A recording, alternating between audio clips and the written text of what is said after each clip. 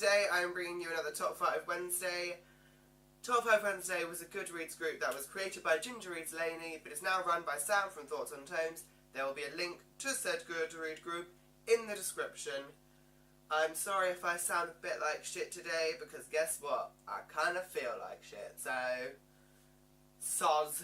But yeah, this week's topic is top 5 books that it took you the longest to read.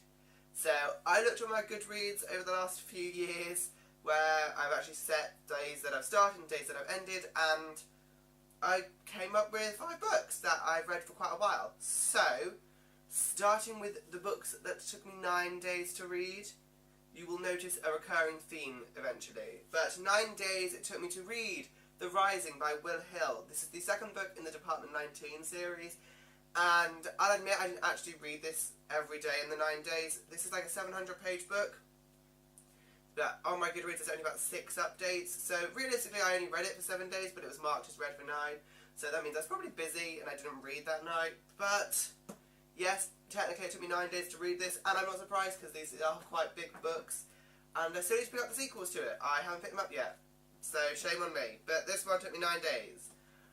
Also taking 9 days to read, we have A Clash of Kings by George R.R. Martin. A Feast for Crows could also fit here, because I read that in 9 days.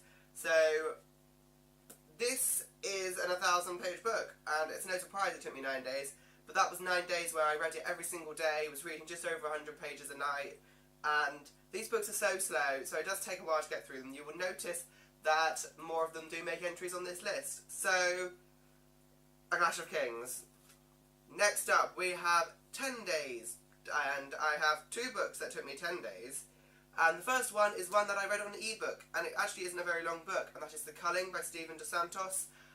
I don't know why this book took me such a long time to read. I just couldn't get into it. I really did enjoy it by the end, but it was missing a couple of things. It just felt a bit samey. So it was a bit of a slower read. It did take me a while. This was another one where I didn't read it every night, and I read it when a week where I had to get up early for work, so it was very little read every night, but I did get through it in the end, so there. Another 10-day is A Storm of Swords by George R.R. Martin, because this isn't a 1,000-page book that took me forever to read. Yeah, absolutely massive. Yeah, I literally must have gone mad reading this series. I read them back to back, and I don't know how I did that, to be honest, because yeah, this took me 10 days to read. I'm not surprised. I really did enjoy it, but 10 days is a long time to read a book. In my opinion, I'm quite a fast reader, so these books for me have taken a very, very long time to read, because even books like the Mistborn series, they're like 600-page books, I read them in about 4 nights. So yeah, it's does take me a while. But yeah, the last book on this list took me 2 weeks, 14 days to read, which for me is appalling. Like I said, I read books quite quickly, so 14 days on a single book is a long time. And that is A Dance with Dragons by George R.R. Martin.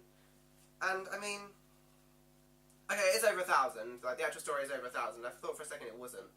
But yeah, this took me a long time to get through. I know A Feast for Crows, A Dance with Dragons were definitely my least favourite of the entries into the Song of Ice and Fire. So this might be why it took me longer. I was probably stopping reading about the 80 or 70 page mark as opposed to pushing myself to go over 100 as I usually do. So yeah, this makes the list in the top spot for 2 weeks of reading. So whee! Sorry if this video is a little bit, lacking in life. But I will re-energise at some point. Until then, though, I will just sleep. I will have another video up soon. So, goodbye!